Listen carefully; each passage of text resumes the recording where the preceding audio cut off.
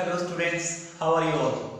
तो आज का जो टॉपिक है अपना वो बहुत मजेदार होने वाला है और टॉपिक है अपना सम कॉमन प्रैक्टिकल यूनिट्स। देखिए, मीटर है, ग्राम है, किलोग्राम है, ये बेसिक चीजें आपने पढ़ रखी हैं। इनके अलावा फिजिक्स के अंदर कुछ और यूनिट्स भी यूज करते हैं। कौन सी यूनिट्स यूज करते हैं उन्हीं के बारे में डिस्कस करने हम जा रहे हैं। तो चलिए, सबसे पहले मैं डिस्टेंस की कुछ यूनिट्स के बारे में डिस्कस करूंगा।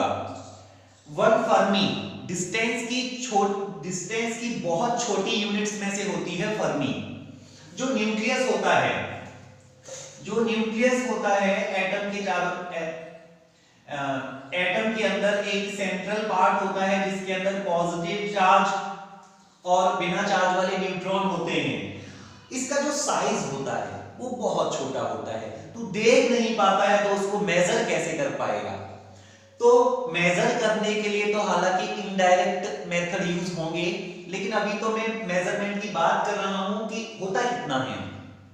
बहुत छोटा होता है और इसका साइज 10 की पावर -15 मीटर के बराबर होता है। वन फर्मी जो है न्यूक्लियर रेंज कहलाती है। Nuclear range, it is also known as nuclear range.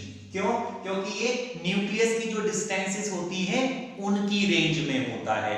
हालांकि हर न्यूक्लियस का रेडियस अलग अलग होती है। जैसे यूरेनियम का न्यूक्लियस है तो रेडियस ज्यादा होगी, और अगर हाइड्रोजन का न्यूक्लियस है तो रेडियस कम होगी, लेकिन रेंज लगभग यही होगी। हो सकता है यूरेनियम का है तो 10 × 10 की पावर -15, और हो सकता है हाइड्रोजन का है तो 0.1 × 10 की पावर -15, ऐसा करके हो सकता है।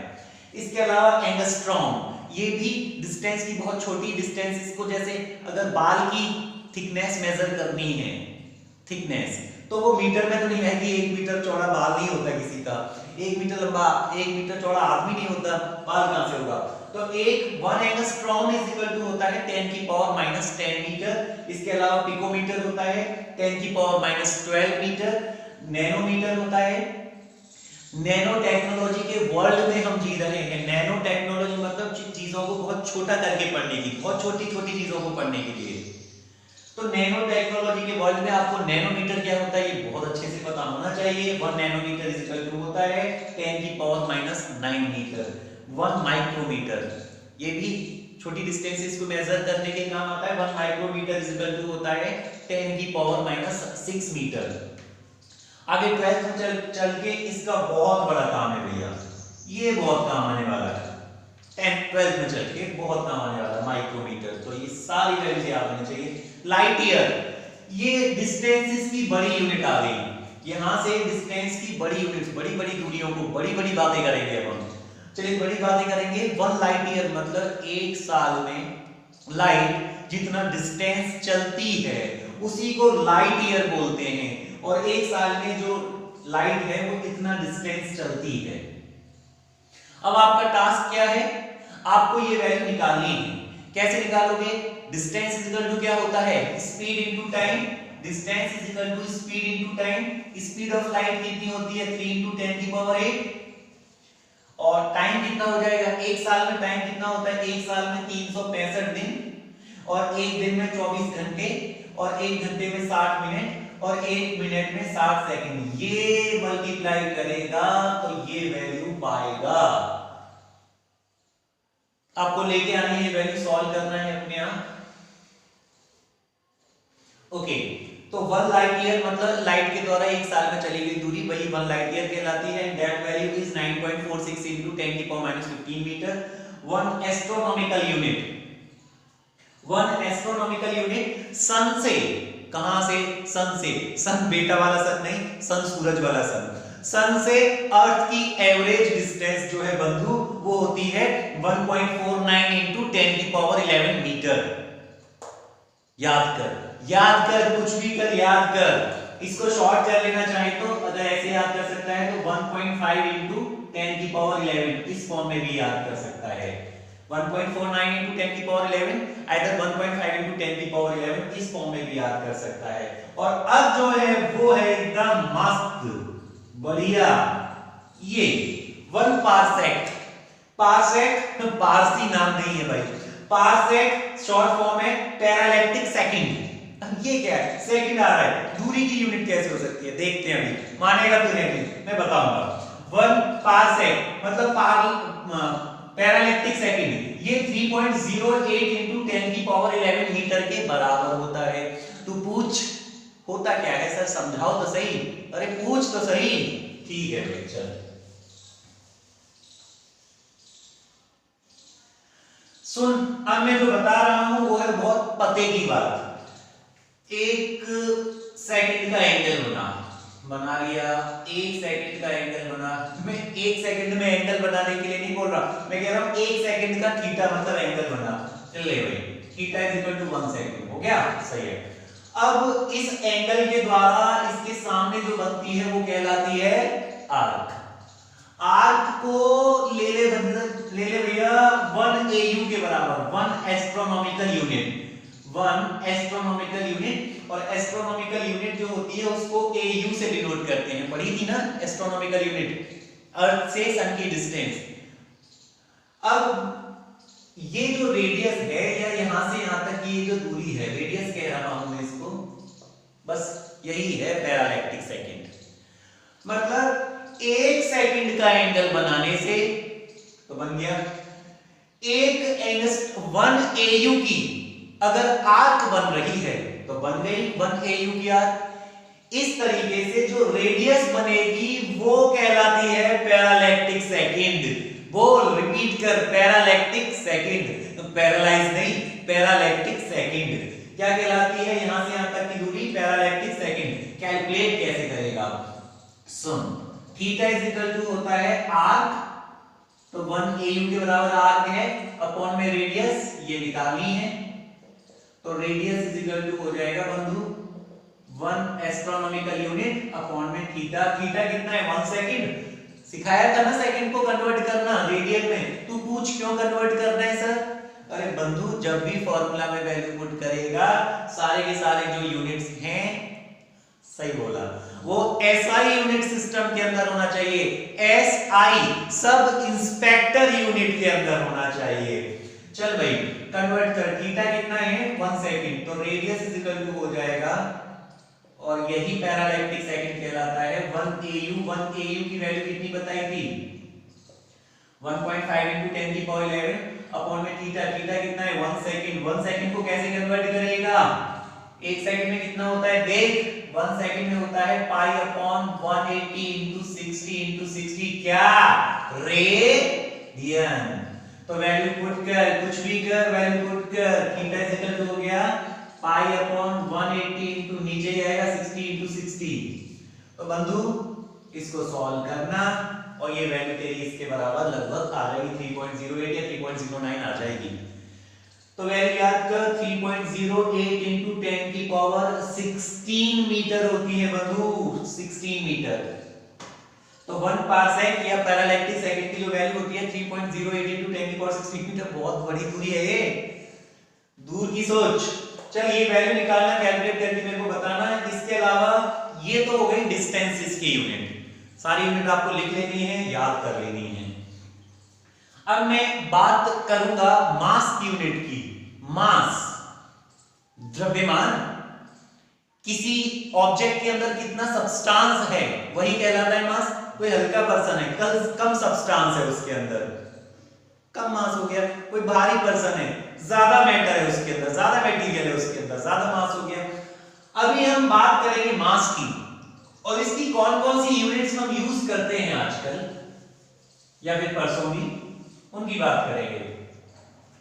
ये देख क्या दिख रहा है, atomic mass unit. 1 atomic mass unit, mass की सबसे छोटी यूनिट होती है AMU।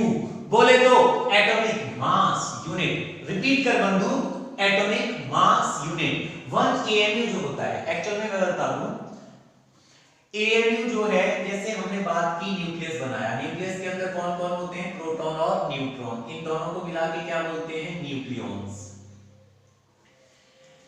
इसका प्रोटॉन्स का कुछ और मास होगा, न्यूट्रॉन्स का कुछ और मास होगा, इन दोनों का मिला के कुछ ना कुछ एवरेज निकलेगा ना। एवरेज मतलब मान ले इसका मास है, एवरेज बिहाफ पे बता रहा हूं, मान ले इसका मास है 2, तो इसका भी हो गया 2, इसका हो गया मान ले 1, मान ले इसका, तो 1 + 1 टोटल कितने हो गए 4, कितना है 1.5। इसे बोलते हैं एवरेज मास ऑफ न्यूक्लियन। तो कार्बन जितने भी एटम्स अपने पास हैं, जितने भी न्यूक्लियस हम कंसीडर करते हैं, उन सब के अंदर न्यूक्लियस तो होते ही हैं और उन न्यूक्लियस का कुछ मास भी होता है। तो एवरेज मास एक न्यूक्लियन का उसे कैलकुलेट करते हैं AMU से। So the what is AMU? It is defined as the average mass of nucleon. कैसे कैलकुलेट करते हैं? एक काम कर, कार्बन एटम का मास निकाल, वो तू मेजर कर सकता है। स्पेक्ट्रोमीटर होता है जिससे कार्बन का मास कैलकुलेट किया जा सकता है। अब सुन, कार्बन बना के दिखाता हूं तुझे, आज मैं साक्षात कार्बन के दर्शन कराता हूं, तू खुश हो जाएगा। सुन, ये है कार्बन, 1 2 3 4 5 6, 1 2 3 4 5 6, रिपीट कर, गिनतियां भी याद हो जाएंगी। ये कार्बन का एटम है, इसके अंदर टोटल कितने न्यूक्लियॉन्स हैं? 12। तो एक काम कर, इसका मास निकाल ले। हाँ ठीक है, मान ले जो भी आ गया, मान ले ये एक वैल्यू दे दी मैंने, ये आ गया, और इसको 12 से डिवाइड कर दे, ठीक है, तो क्या आ जाएगा? एवरेज मास आ जाएगा एक न्यूक्लियॉन का, आ जाएगा ना। तो उसी तरीके से मैंने क्या किया, 12 से क्यों डिवाइड किया है? क्योंकि इसके अंदर कितने 12 न्यूक्लियॉन्स हैं। तो इस फॉर्मूले को देख, एवरेज मास ऑफ न्यूक्लियॉन मतलब 1 AMU कैलकुलेट करने का तरीका है 1/12 इनटू एक कार्बन एटम का मास ऑफ 6C12। ये कैलकुलेट तू कर सकता है। मास स्पेक्ट्रोमीटर होते हैं जो बहुत छोटे छोटे मासेस को मेजर करके बताते हैं, मास स्पेक्ट्रोमीटर। ये इससे इसका मास पता चल गया, 12 से डिवाइड कर दे तो एवरेज मास आ जाएगा एक न्यूक्लियॉन का, वही कहलाता है AMU। और ये सॉल्व करके जो वैल्यू आती है, ये आती है 1.66 into 10⁻⁻27 kg। इसका डेरिवेशन सारी चीजें हम 12th क्लास में पढ़ेंगे, चैप्टर नंबर 13 में। अभी अपने को याद करनी है 1 AMU जो वैल्यू होती है 1.66 into 10⁻⁻27 kg। ओके, अब आ जाओ टन टनाटन, टन टन तारा, पूरा गाना नहीं गाना है, ये टन आ गया 1 टन।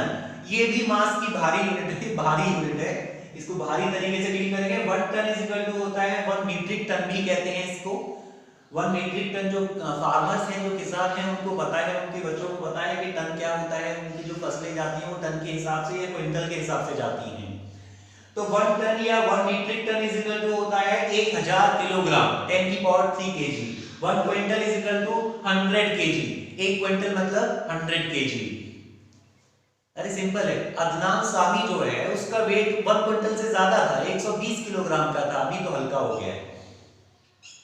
अदनान सामी नहीं सुना क्या? लिफ्ट कराने वाला जिसने गाना गाया है। 1 quintal is equal to 100 kg। तो 1, अच्छा एक ये यूनिट, जब मैंने आपको FPS यूनिट्स पढ़ाई थी, फुट पाउंड और सेकंड सिस्टम पढ़ाया था, तब मैंने मास की यूनिट बताई थी पाउंड। तो आज सीख ले, 1 पाउंड इज इक्वल टू होता है 0.536 kg। मतलब 1 पाउंड जो होता है वो आधे किलो से भी कम होता है, आधे किलो से भी कम होता है 1 पाउंड। ये मास की CGS यूनिट है। ओके, 1 चंद्रशेखर लिमिट ये किसका नाम आ गया सोचेगा तू? अरे मास की यूनिट है, साइंटिस्ट थे चंद्रशेखर साहब, अपने खुद के थे, हमारे हम लोगों के। 1 CSL भी बोलते हैं, 1 CSL चंद्रशेखर लिमिट क्या है? मास की सबसे बड़ी यूनिट है। और ये कितना होता है? 1 CSL होता है सन के मास से 1.4 गुना ज्यादा। तो 1 CSL is equal to 1.4 into mass of sun. Mass of sun 10⁻30 kilogram की रेंज में है। एग्जैक्टली डेटा भी मेरे पास नहीं है। मास ऑफ सन को न्यूमेरिकल्स में वैल्यू अलग-अलग दे सकता है, नियर अबाउट 10⁻30 की रेंज में होता है। तो 1.4 टाइम्स सन के मास से भी 1.4 गुना होता है 1 CSL। ओके, इधर ये नीचे देख, कुछ लिखा दिख रहा है ना, कन्वर्जन स्केल।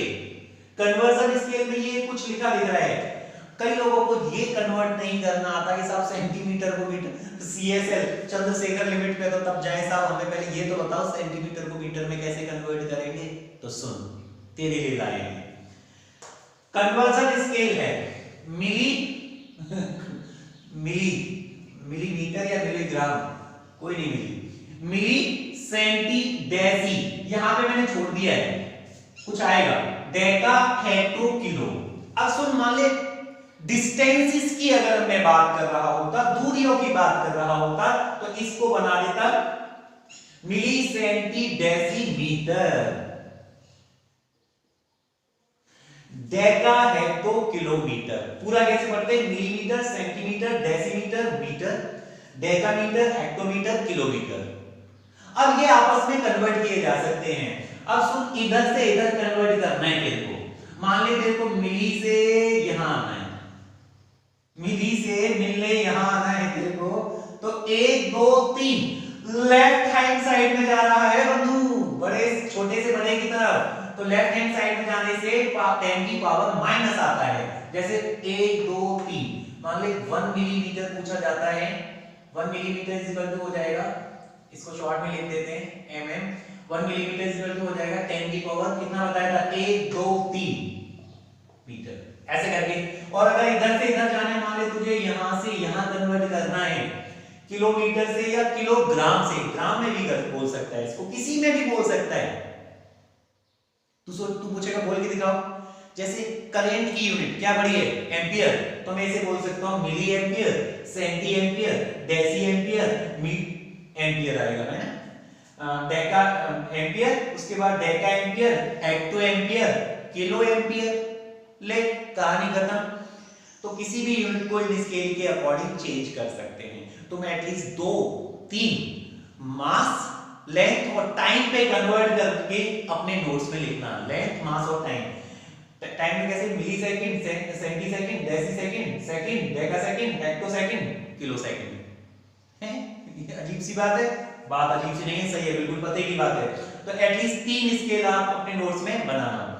अब तुझे यहां से यहां कन्वर्ट करना है, तो गिन ना, 1 2 3 4 5 6, मान ले 1 किलोग्राम इज इक्वल टू, तो 10 की पावर इधर से राइट हैंड साइड की तरफ जाएगा, राइट हैंड साइड की तरफ जाएगा, तो 10 की पावर प्लस लगा देना, 1 2 3 4 5 6, 10 की पावर प्लस 6।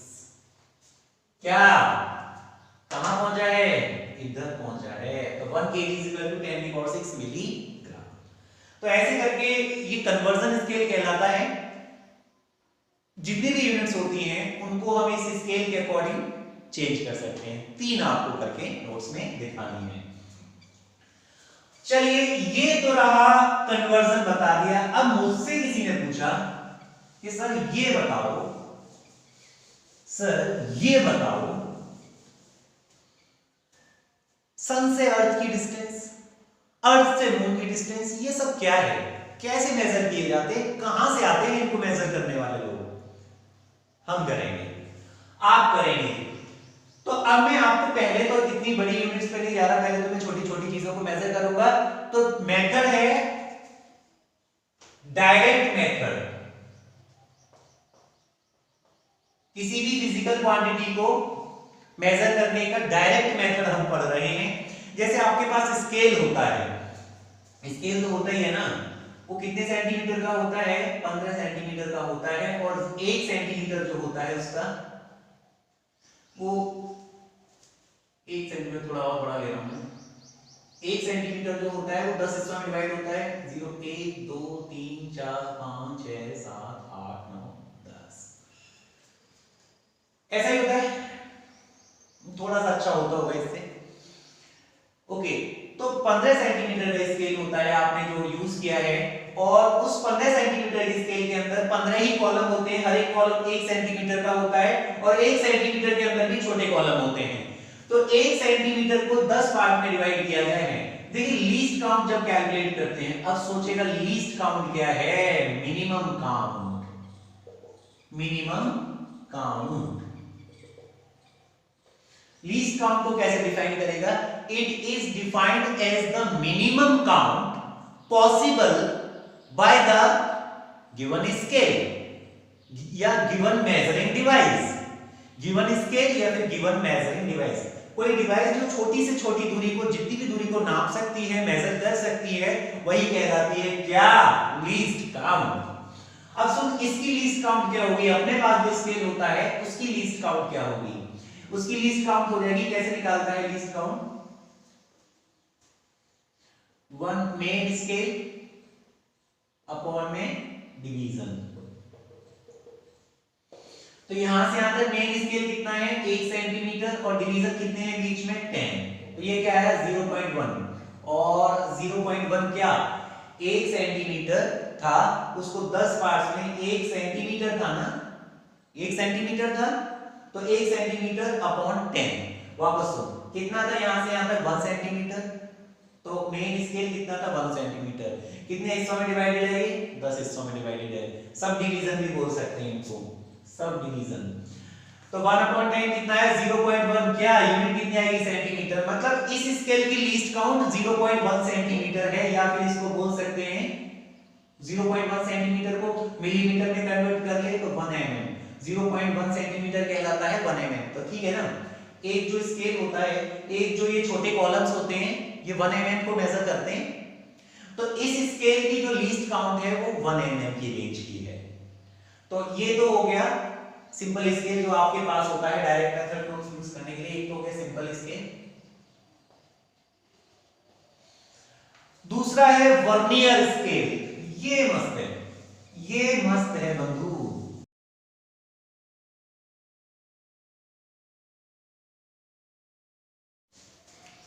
तो डायरेक्ट मेथड में जो नेक्स्ट स्केल है अपने पास मेजरमेंट के लिए वो है वर्नियर स्केल, जिसका मस्त एकदम बढ़िया सा डायग्राम आप देख सकते हैं स्क्रीन पे।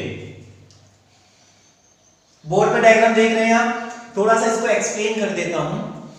ये जो वर्नियर स्केल है, आपको नाम आपके एनसीईआरटी बुक में दिखा मिलेगा या अदर बुक्स में भी दिखेगा, लेकिन डीपली एक्सप्लेन इसमें किसी ने नहीं किया है। मैं आपको इसका बिल्कुल डीप एक्सप्लेनेशन दूंगा, और इससे रिलेटेड क्वेश्चन नीट में या फिर जेईई में पूछे जा चुके हैं।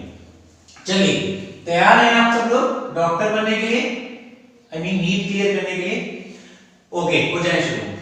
तो ये वर्नियर स्केल है, इसके अंदर ये जो स्ट्रक्चर दिख रही है आपको, ये मेन स्केल है। ये मेन स्केल को रिप्रेजेंट कर रहा है। ये जो रीडिंग्स हैं ये मेन स्केल को रिप्रेजेंट कर रही हैं। ऊपर वाली रीडिंग से हमें मतलब है नहीं, क्योंकि वो इंचेस में होती है। इंचेस में हम यूजुअली मेजर नहीं करते। अगर मेजर करनी हो तो ऊपर वाली रीडिंग देखते हैं, जिन्हें सेंटीमीटर और मिलीमीटर अच्छे से समझ में आते हैं, वो यहाँ इस नीचे वाली रीडिंग से डील करते हैं। तो मैं इन्हें हटा ही देता हूं अभी। ओके, हटा ही दिया। ऊपर वाला जो इंस्ट्रूमेंट है वो इंचेस वगैरह के साथ डील करने के लिए है, ये वाला मिलीमीटर सेंटीमीटर जिनको अच्छे से समझ में आते हैं उनके लिए है। ये मेन स्केल फिक्स है, और ये जो इतना पोर्शन दिखाया है ये मूवेबल है। मूवेबल है, जो भी ऑब्जेक्ट हमें मेजर, जिसकी और जिस ऑब्जेक्ट की भी लेंथ हमें मेजर करनी है, ये लेंथ, डायमीटर या डेप्थ, ऐसी चीजों को मेजर करने के काम आता है। मान लो कोई हमारे पास एक छोटा पीस है, उस ये हमने किसके जॉज के बीच में, इन्हें जॉज बोलते हैं, जॉर्ज नहीं जॉज, इन जॉज के बीच में हमने फंसा दिया, और फिर यहाँ रीडिंग्स कैलकुलेट करते हैं। वो रीडिंग्स कैसे कैलकुलेट करते हैं वो उसके लिए मैं सेपरेट डायग्राम आपको बना के शो करूंगा। ये आगे पीछे मूव कर सकता है, ये कहलाता है vernier scale. This is vernier scale, this is vernier scale, और ये वाला जो स्केल है ये main scale. Main scale, vernier scale, इन दोनों के कंपैरिजन से ही हमें रीडिंग्स मिलती हैं। क्लियर है बात? इस डायग्राम से अब मैं आगे बढ़ूंगा। अब देखिए लीस्ट काउंट, वापस समझ लो, ये यहां से क्या है, यहां से डेप्थ मेजर करते हैं, यहां से लेंथ मेजर करते हैं। ये आपकी स्क्रीन पे मैं एक डायग्राम मेंशन कर दूंगा, यहां पे शो कर दूंगा, उसमें ज्यादा क्लियर से चीजें दिख जाएंगी। ये डायग्राम को एक्सप्लेन करना मेरा मेन पॉइंट ऑफ व्यू नहीं है। मेरा काम है वर्नियर स्केल को समझाना, उसे मैं अभी समझाऊंगा। ओके, जिस ऑब्जेक्ट की लेंथ या ब्रेड्थ या जो भी चीज मेजर करनी है उसको यहाँ पे फिक्स किया जाता है, इसे आगे पीछे करके हमें रीडिंग कैलकुलेट करते हैं। कैलकुलेशंस कैसे होते हैं एग्जैक्टली वो मैं अब आपको बता रहा हूं। चलिए, सबसे पहले लीस्ट काउंट बताओ मुझे, क्या बताया था? कोई भी गैजेट जो कम से कम काउंट कर सकता हो। इस गैजेट को हम इसीलिए यूज करते हैं, इस स्केल को हम इसीलिए यूज करते हैं, ये बहुत छोटी बाल की खाल भी निकाल लेता है। बाल की खाल निकालने का मतलब ये बहुत छोटी लेंथ को भी एक्यूरेटली मेजर कर लेता है। हमारे पास जो मेन स्केल था उससे हम 1 mm तक ही मेजर कर सकते थे, ये 1 mm से और छोटी लेंथ को भी एक्यूरेटली मेजर कर लेता है। देखते हैं कैसे। लीस्ट काउंट क्या होता है? कम से कम काउंट जो कोई स्केल मेजर कर सकता है। तो इस स्केल वर्नियर कैलिपर्स के लिए लीस्ट काउंट इसका जो होता है 1 MSD माइनस 1 VSD। ये क्या आ गया? महेंद्र सिंह धोनी माइनस वीरेंद्र सहवाग दबंग, ऐसा ही है ना। Least count is equal to 1 Mahendra Singh Dhoni minus 1 Virender Sehwag Dabangg. ऐसा नहीं है, बल्कि मेन स्केल डिवीजन। सुन ले भैया, मेन स्केल डिवीजन मतलब एक जो मेन स्केल है उसका एक डिवीजन कितनी लेंथ का है, कितनी मेजरमेंट है उसकी, माइनस एक जो वर्नियर स्केल है, ये रहा वर्नियर स्केल की काउंट यहां से लेते हैं, जो वर्नियर स्केल है उसकी एक कॉलम कितनी मेजरमेंट है उसकी। अब मैं इसको एक अलग सेपरेट डायग्राम से बना रहा हूं, ये समझ में आएगा आपको। चलिए मैंने मेन स्केल बना दिया इस तरीके से 0 20, बीच में क्या आता है 10। बोलता जा भाई, याद हो जाएंगे अच्छे से। अब देखिए होता क्या है इसमें, मेन स्केल तो जो है 0 से स्टार्ट हुआ और 20 तक पहुंचा, बीच में 10 सब डिवीजन होंगे 1 2 3 4 5 6 7 8 9 10। 1 2 3 4 5 6 7 8 9 10। ओके, अब वर्नियर स्केल भी यहीं से स्टार्ट होता है। वर्नियर स्केल पे लेकिन मेन स्केल के जैसे ये 20, यहां से यहां तक 20 कॉलम है और ये मान लो 20 mm को रीड कर रहे हैं, 20 mm, यहां से यहां तक 20 mm हो गया। और कितने डिवीजन है? 20 ही डिवीजन कर रखे टोटल, 10 इसमें 10 इसमें, टोटल कितने डिवीजन हो गए 20। टोटल कितनी काउंट की 20 mm। तो एक मेन स्केल डिवीजन कितना हो गया? एक डिवीजन कितने का हो गया? 20 डिवीजन 20 mm के, 20 डिवीजन बोल बंधु बोल कितने के? 20 mm के। तो एक डिवीजन कितना हो गया? मेन स्केल पे एक डिवीजन 1 mm का हो गया, तो 1 MSD की वैल्यू 1 mm माइनस। अब VSD की वैल्यू भी निकालेंगे, कैसे निकालेंगे देख अभी देखते हैं। VSD क्या होता है? वो छोटा होता है, उसके जैसे 20 कॉलम इसके यहां हो गए हैं तो इसके जहां पे 19 हो रहे हैं ना, वहां पे वर्नियर स्केल के 20 हो जाते हैं बंधु। तो ये देख, तो यहां आ जाएगा 10। तो ये नीचे वाला वर्नियर स्केल बना रहा हूं,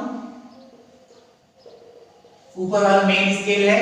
मेन स्केल के तो देख रहे हो आप यहां से यहां तक 20 थे, लेकिन मेन स्केल के 19 पे जाके वर्नियर स्केल का 20वां कॉलम है, 19वें कॉलम पे जाके 19वीं लाइन पे जाके मेन स्केल की 19वीं लाइन को कोइंसाइड कर रही है वर्नियर स्केल की 20वीं लाइन।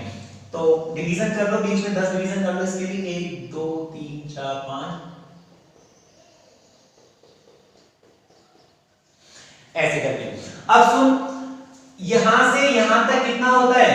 यहां से यहां तक 19 mm हुआ ना, ये टोटल 20 था, ये 19, तो यहां से यहां तक की लेंथ 19 mm हो गई, 19 mm। ये जो 20वां डिवीजन है मैं बता देता हूं, जो 20वां डिवीजन है 20th डिवीजन ऑफ कौन सा? Vernier scale. 20th division of vernier scale वो किससे मिल रहा है? 19वां division of main scale, 19th division of main scale. Main scale clear? मैंने ओके इसके एक डिवीजन की, मेन स्केल के एक डिवीजन की वैल्यू निकाल ली ऑलरेडी, 1 mm आई थी, क्योंकि 20 कॉलम 20 mm में, तो एक कॉलम 1 mm में। इसका एक कॉलम कितने mm में आएगा वो निकाल बंधु। कैसे? सुन, यहां तक 20 कॉलम कितने में आ रहे हैं? 19 मिलीमीटर में। ये 19 मिलीमीटर से कोइंसाइड कर रहा है ना, यहां से यहां तक कितना होता था? 19 मिलीमीटर।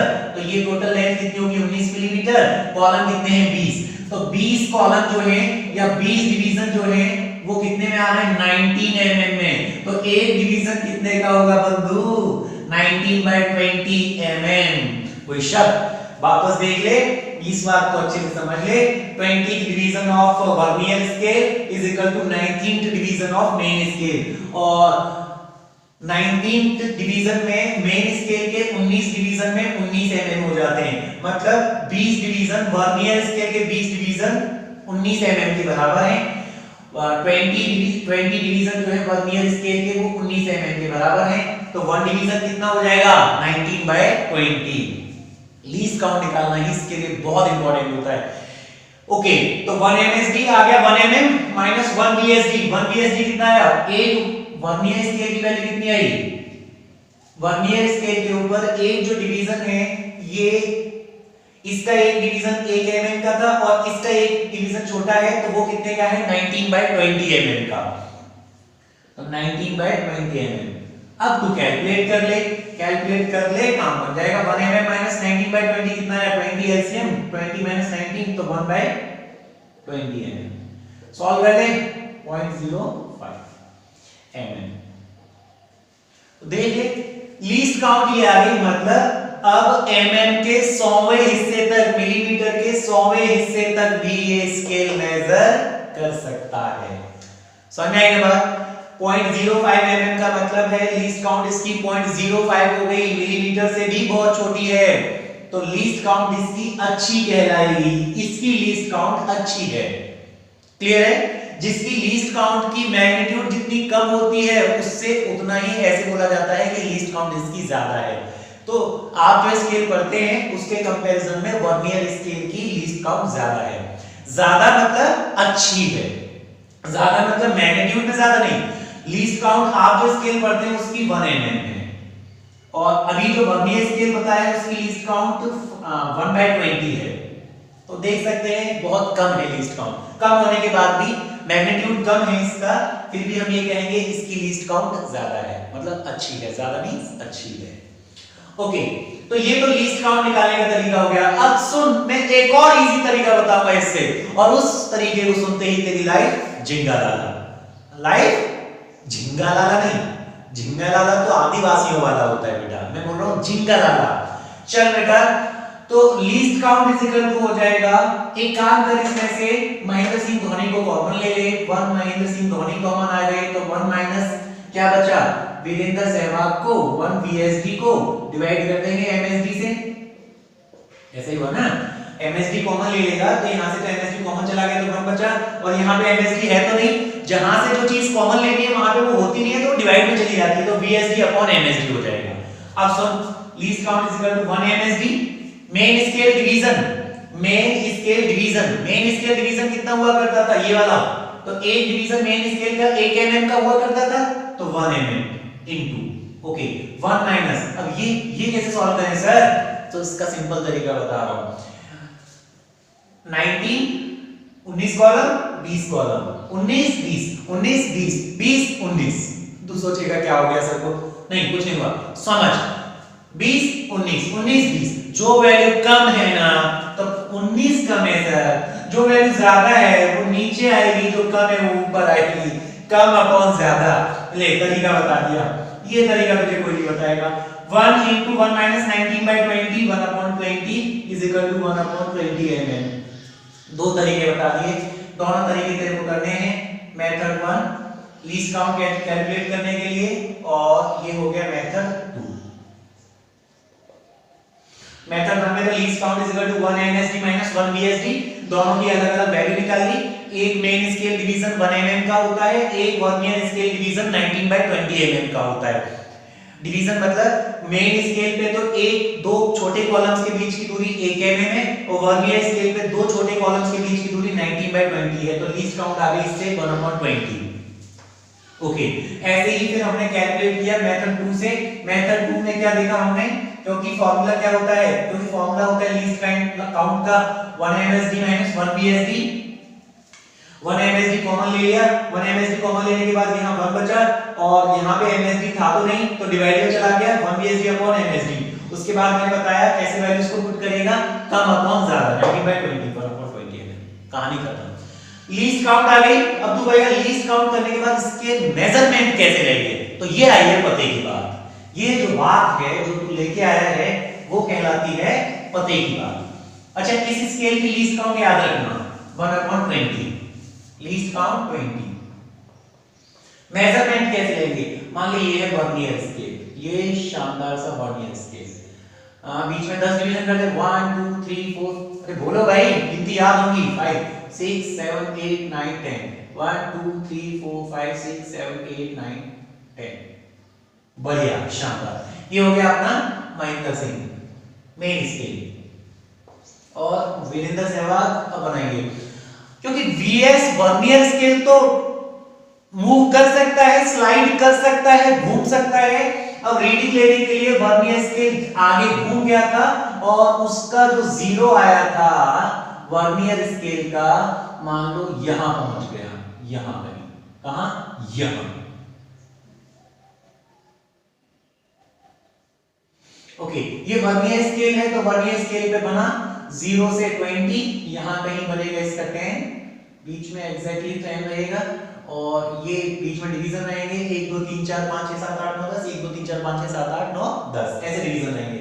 अब देख, मैं लाइन को बड़ा कर दूं, तेरे को जूम करके तो अभी नहीं देखना पड़ेगा। देख, ये जो रीडिंग आ रही है, रीडिंग कैसे लेगा, रीडिंग निकालने का तरीका होता है लीस्ट का, वर्नियर स्केल से रीडिंग निकालने का तरीका होता है main scale reading, main scale reading, main scale reading plus least count into vernier scale reading, vernier scale reading, MSR plus least count into VSR, main scale reading plus least count into VSR. इस formula की help से मैं इस reading को calculate करने जा रहा हूं। ओके, तो अब देख, जितने कॉलम कंप्लीट हो गए हैं, जैसे 1 2 3 4 5 6 7, मेन स्केल के ऊपर 7 कंप्लीट कॉलम हो गए हैं, तो ये तो मेन स्केल रीडिंग आ गई, प्लस लीस्ट काउंट तुझे पता है 1/20। वर्नियर स्केल रीडिंग क्या होती है, जहां पे वर्नियर स्केल का एक कॉलम, मैं एक बार बनाता हूं,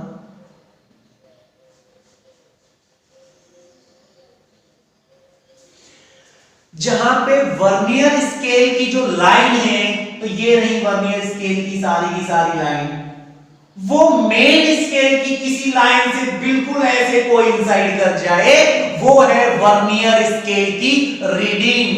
तो देख, ये लाइन कोइंसाइड कर ही नहीं रही थी, मैंने हर लाइन ऐसी बनाई है कि कोई भी लाइन, जैसे इस लाइन को बढ़ा के देखूंगा तो ये लाइन यहां पहुंचेगी, कोइंसाइड नहीं कर पाएगी, कोई लाइन कोइंसाइड नहीं कर पाई, तो 10वीं लाइन जाके कोइंसाइड कर रही है, वर्नियर स्केल की 10th लाइन कोइंसाइड कर रही है।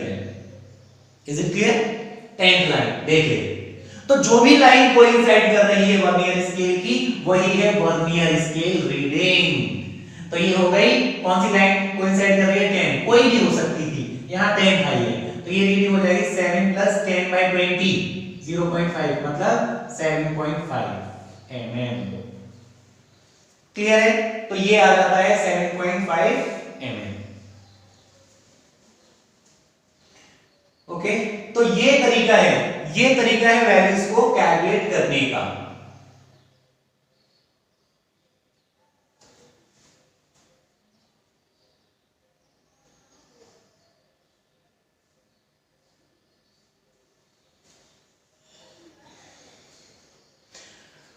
तो आई होप आपको वर्नियर स्केल समझ में आया होगा, मजा आया होगा। आप अपने आप एक ऐसा क्वेश्चन बनाएं, और उसको सॉल्व करने की कोशिश करें।